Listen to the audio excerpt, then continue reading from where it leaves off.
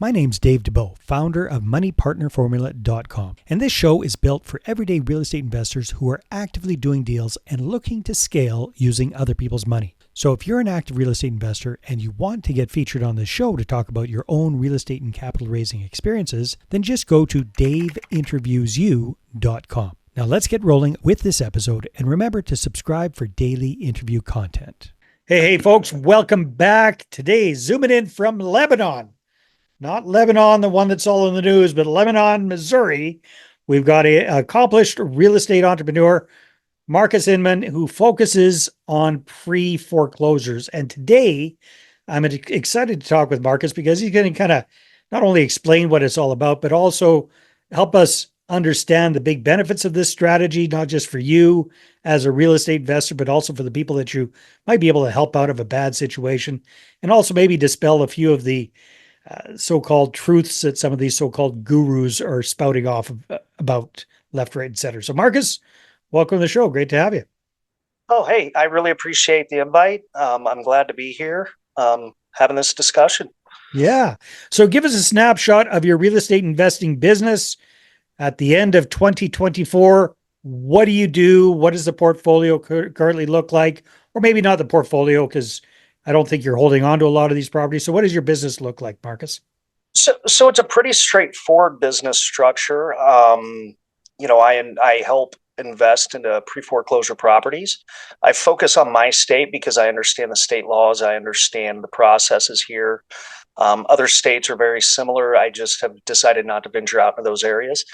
And really the portfolio is I could get a hold of a couple of my partners that I work with and discuss with them about their specific gains from what we've done. But really it's about helping people either retain or have a successful exit from a bad situation. Okay, so maybe give us an idea. Number one, what does that actually look like? So people who have not heard of pre-foreclosure real estate investing, just dumb it right down for us. Big picture, who are you working with? What kind of circumstances are they in? And how do you make a buck doing this? So it starts with some folks that may have ran into some hard times. They're not able to keep up with their payments on their mortgage. And in the state of Missouri, more specifically, it is a non-judicial state, meaning which that the bank can foreclose on the property without having to take a lot of extra actions through the legal system. So it's a lot faster in Missouri than some other states. Is that what I'm understanding? Absolutely. Yes, very, very quick. And most non-judicial states are very quick. Texas is ridiculously fast with their processes. So when we reach out to these folks, they're behind in their payments. Generally, they're kind of got their head in the sand about it. They're hoping everything will be okay. But it's just sometimes recoverable, sometimes isn't. But the 10,000 foot view is these folks are behind on their payments, are running into some financial hardships. And the bank's going to take their house, bottom line. Yeah, the bank is going to take the house. Okay. Yeah. So then what do you do and how do you make a buck? So, the way I market is, I listen to a lot of folks talk about buying lists of pre-foreclosures, things like that, or people behind on payments. Well, actually, maybe before we get into the marketing, just kind of explain how the process works. So this is the situation somebody's in. Yeah. You find out about them. Yeah. Yep. I find out about them. I find out about them actually through public notices. I use the public notice system. I found out about them. Once we make contact with them, and it's positive contact, right? They're reaching out. We're actually in conversations. The first thing I want to do is figure out what happened. Yeah. What the situation is. And from there, we can make some determinations about what are the next steps. Is there a possibility that this person can actually reclaim that property in a way? They can request forbearance. There's ways to get the loan redone with the bank. And we have those discussions. Now, I talk to those folks about that. I can somewhat help them through the process. I do not make money off that whatsoever. Because I just, they're already in a financial bind. Why in the world would I charge for that? Yeah. And when they're not able to take those steps, then we start discussing the property and what the next steps are, because the bank's going to come in and take it. I mean, it's that simple. It's going to auction. So either they can sell it to somebody that they've already had some discussions with that I've worked to build trust, or they can lose their house and still be out on the street. Okay. So they're getting ready to get foreclosed on. You've got the discussion. You both figure out that they can't really get out from under this. How do you make money helping them out by buying the house? So lots of tools. Is it okay on your podcast if I discuss some of the tools that I use? I Sure. didn't know I'm still if going for it the violated 10,000 anything. foot So perspective just for people to yeah, understand yeah. how the business So, works. I go on, once I see the property is on the uh, public notices. First thing I do is research that property.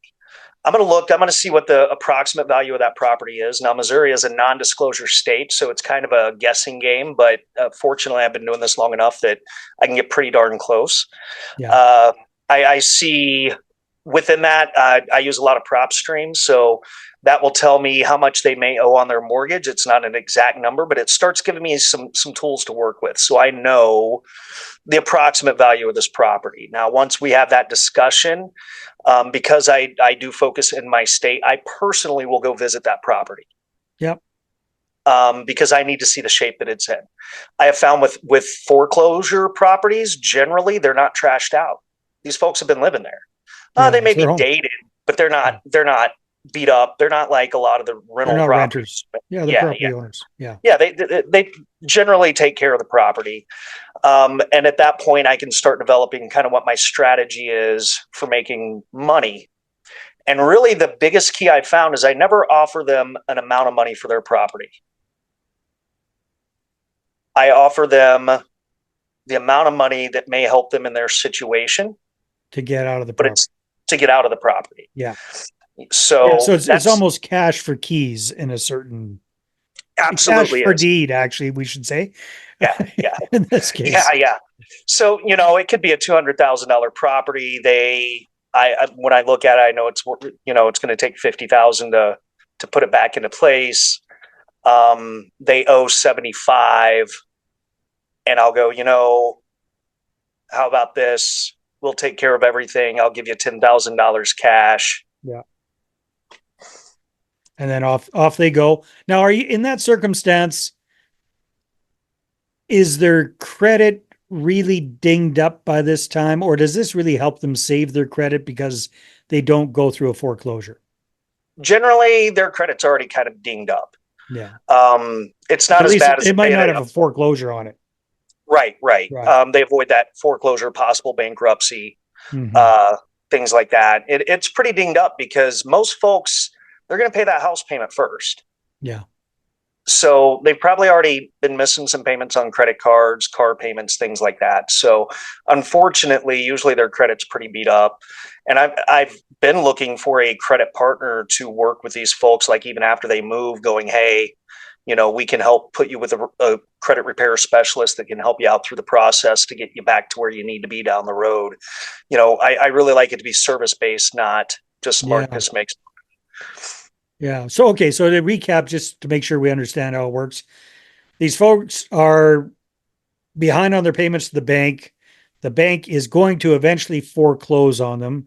In your state, probably sooner rather than later. You find out about them, you make connection, they decide, yes, they'd like to talk with you.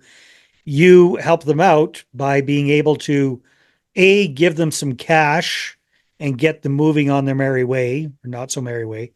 And B, you've already figured out the value and how much it's going to cost to repair this house. So you've still got a good margin in there. And basically you spruce it up and you flip it, if I'm understanding correctly. Yes. So my piece, I do have a couple of credit partners. I have a gentleman I work with that does fix and flip. So generally when I want to run into one that's got a lot of repairs, to make it market ready, I will contact him. We've worked together for a few years. He has done well with me, so he doesn't question it too much. So you basically wholesale the deal to him, or what do you do there? Effectively, yeah. Yeah. I wholesale it. And then if it's a property that just needs some paint and some updating, I will wholesale it. I will purchase it and I will put it right back on the market at a discount Hmm. and put it under a realtor. Okay, cool. And just kind of get it sold quickly. Yep. Yeah. Yep. And the Discount it. reason the owners haven't done that themselves is they're just so out of it with whatever's going on in their lives, or what? Yeah, usually it's a stress thing and they were hoping to get it taken care of and Yeah. they ran out of time. Got it. Got it. So Marcus, you're living in a relatively small community. Do you go statewide for your search for folks, or how far Yeah. abroad do you go? Yeah. Actually I go pretty much statewide unless it's way far in the northeast corner of the state. Hmm. I'm very centrally located to the biggest three cities in the state.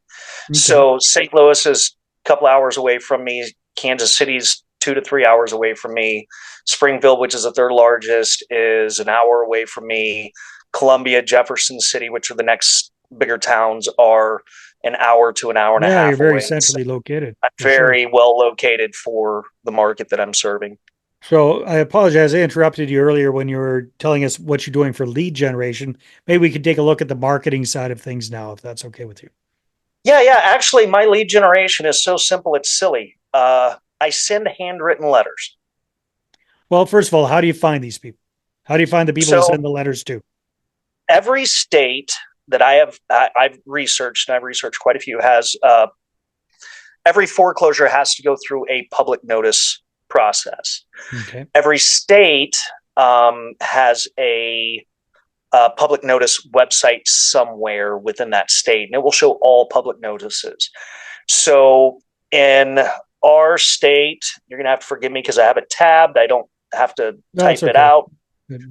But um, There's a place where you find the I'll public notices. Yeah, yeah, yeah. Yeah. So, and it's free. It's a free resource because it's public notices. You don't Yeah. have to go to each county's courthouse or anything like that. It's through the newspaper specifically.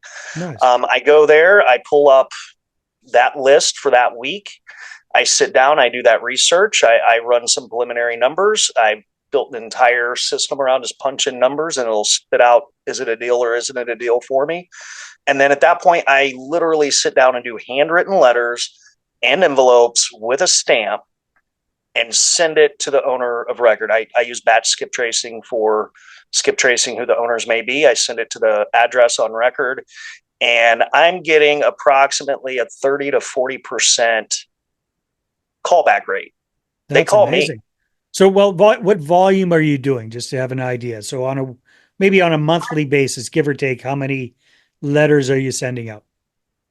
At this point, I'm only sending maybe 15 letters a month, or I'm sorry, a week. So I'm So getting 50, five 60 a month. calls, Yeah. 50, 60 a month. I'm getting, 5 calls a week from my letters. Now, Nice. I've already done some preliminary research on the property, so I'm not going to send it to somebody that's not going to fit within my window Your buy of box, as they need. say. Yeah. Yeah. So, if somebody still owes 98% on their mortgage, I can't make a deal out of that anyway. Yeah. So, um, it's a very targeted list as well. So I make Yeah. sure It's that an I'm awesome hitting all list. my numbers. My background, I started with wholesale. I've done some fix and flips as well. And because of that, I kind of understand the numbers pretty well. I was fortunate. Growing up, my father had a construction company for 50 years. So when I walk into a property, I can kind of see what needs fixed, what doesn't need fixed, Hmm. um, so on and so forth. So, some of my other background outside of real estate has really helped in assessing a piece of property whenever I step foot Well, and on this must be a property. dream come true compared to the what the wholesalers are doing with coming up with lists of tens of thousands and just mass mailing and spamming and cold calling and text messaging tens of thousands of people to try and get deals going. I spent hours. I did wholesale. A friend of mine introduced me to wholesale before I moved into pre-foreclosure, and man, I was spending hours and god awful amounts of money on lists and everything. And I started kind of slowly doing research in pre-foreclosure. When I started seeing the public notices, I'm like, why in the world am I just not using this? I I tried love it. So texting. you just got it. You narrowed. and you found your niche. And I tried texting that list, the pre-foreclosures. I've tried calling them. They're getting 100 calls a day from Yeah. different bill collectors and, things like that. And I just started doing handwritten letters as another addition. And that seems to be what works. Well, it's brilliant. It really is, Marcus. That is my hats off to you because nobody else is going to do that. We're all too damn lazy for anything like that. Now, how personalized is each one of these letters? I mean, I sit down and personally write them so their name's on there. I mean, the verbiage is pretty much the same. Uh, because it took me a few letters to get to the right formula of what worked. Yeah. My personality, I'm very direct and to the point, but I also Yeah. didn't want to, rip the band-aid off the wound either. So I found a good mixture of, I can possibly help you, retain the property, but if I can't, we can look at the other options as well. You can call me at Mhm. this phone number. And um, just that mixture of, because I believe the letter directly states, you know, you're going to lose your house. You Yeah. have options though, and these are Mhm. what your options are. I partner with, like a law firm. So if somebody's got questions about, bankruptcy Yeah. or, other things, I do refer that out. But, otherwise it's just that letter seems to work. I've gotten a Well, lot of good that's responses from it. so you're doing And I think about it's so because so it's is it like one morning a week you're just cranking out these letters, putting them in the mailbox and off you go? that's what Monday does. That's nice. That's awesome. Now, are you open to a little idea that you might have already thought about or tried already? But when I was doing something similar, it worked really well with me. It's kind of a combination of super personalized that like that, but with a little bit of automation that makes it a bit easier. Are you open to an idea about that? Oh, absolutely. I'm always open to new information and better ways of doing things. Well, I don't know if it's better. I think the way you're doing it's working really well. This just might speed it up a little bit for you. So what I was doing when I did a campaign, a handwritten campaign, was I wrote out the letter. How did I do this? I wrote it out um, using a black Sharpie. Okay. And I wrote it out on a blank piece of paper, just like a normal piece of paper, right? Kind of messy. And then I would, I went to Staples and I got the really good quality legal paper, the yellow legal paper. And Uh then huh. what I would just do is I think I scanned a really high resolution copy of this into my computer. Then I just printed out on the yellow legal pad and I left space there for like personalizing, put in the name and whatever personal stuff, left a chunk of space in there. And then I just take the Sharpie again and on the legal printed out document, I'd write in whatever was missing, the personalized part. And it looked, because it's quite thick yellow paper, the black doesn't come out on the other end. Doesn't look, it's not obvious that it's two different things if you do it in black Sharpie, right? So that worked really well.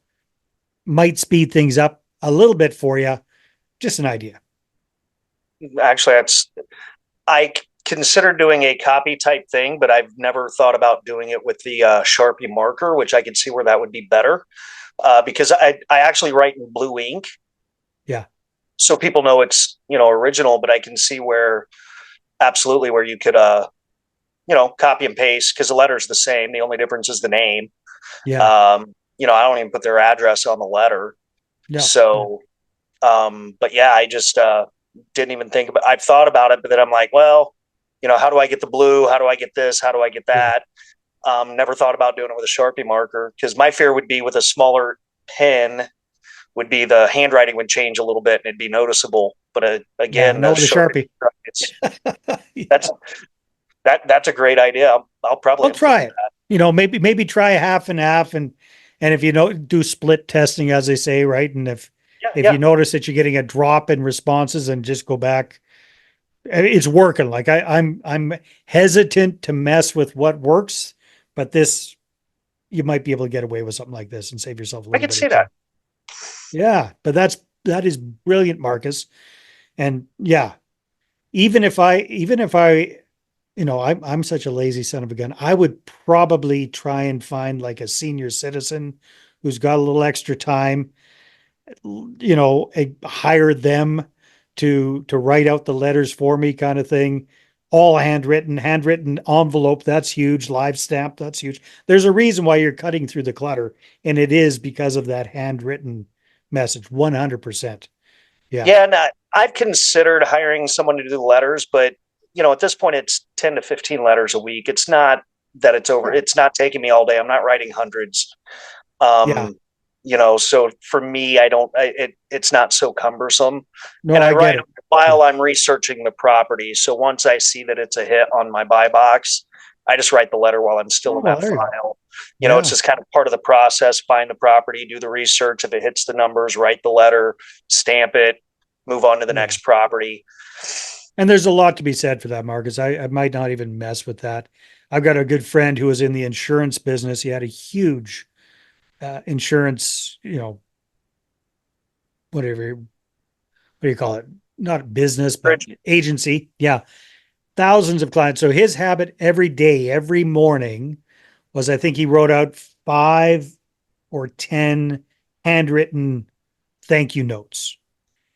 And it would take him like 2 years to get through his entire client list. But every couple of years, everybody on his list was getting a personal handwritten thank you note from the owner of the company. And it was one of the many things that he did that just took his business to the next level. So, yeah, a lot to be said for that.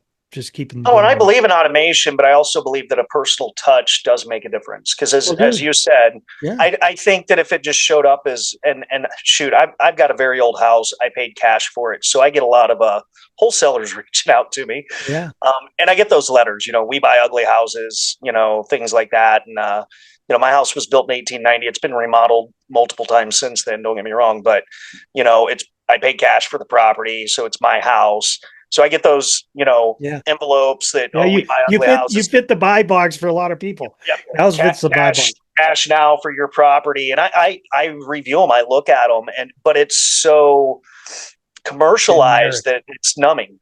Yeah, it's generic, right? And it's Yep. Yep. yeah, that and like you say, a lot of these guys are also getting phone calls from these guys and text messages. So yeah, yours really cuts through. So yeah, maybe don't mess with it. Just keep on doing what you're doing. Sharpie idea. I'm going to try that though. I'm going to A/B test that and see how it goes. I'll pick Kansas City for one group and St. Louis for the other, and flip flop it because sometimes demographics plays a role as well.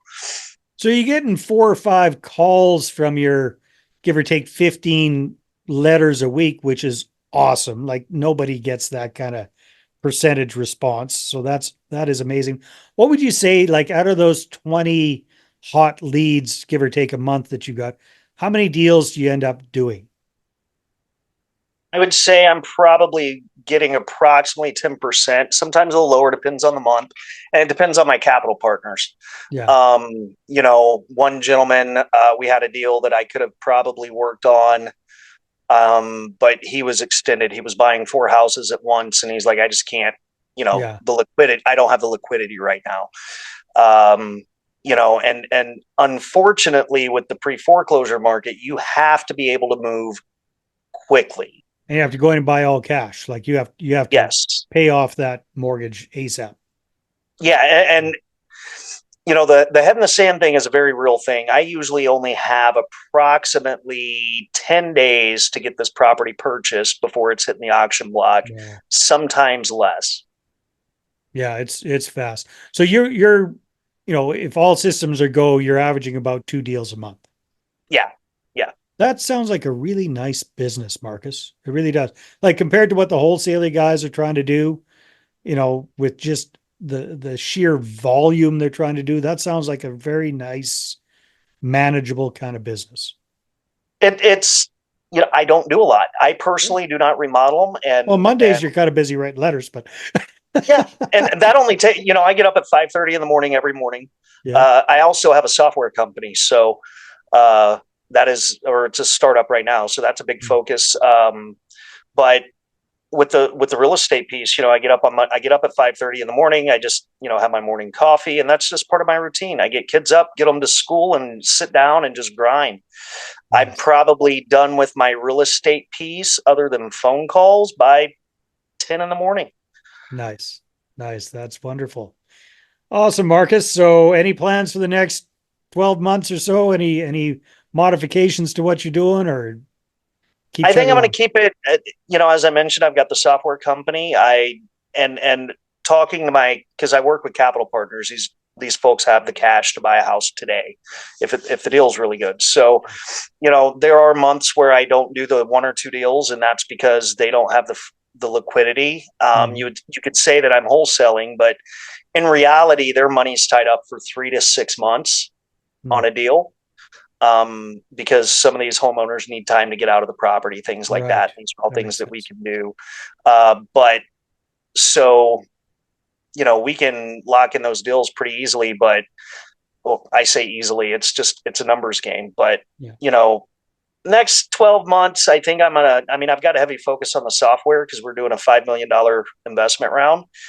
But outside of that with the real estate, this time of year we slow down a little bit.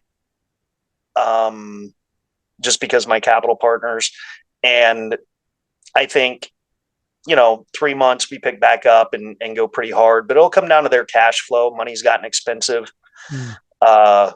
So I'm kind of the finder for the group, Yeah, I hear you. and we just kind of work it out that way. And a lot of times we just split the deals and things like that. But yeah, I don't really plan on changing much. The process is working, and I could get busier. I could expand into other states. I've considered doing. I don't want to be a guru, but I've considered working with individuals that want to expand in their state and really focus on that. But really, this is kind of a passive income for me Well, in a I don't way. know if it's passive, but it's not as active as other things could be. Yeah, definitely compared to Yeah, wholesaling. it doesn't take a ton of my time. I'm sorry, Yeah, passive is the wrong way to phrase that. It does not take a lot of my time. it's a part-time So effort for yeah, good income. part-time effort for Yeah, 6 figures a year isn't so horrible. So, that's not bad at all. That's so, Marcus. If people want to connect with you, where should they go? so you can find me. It's Marcus Inman. There's LinkedIn's probably one of the easiest places to find me. You'll see my smiling bald head on LinkedIn.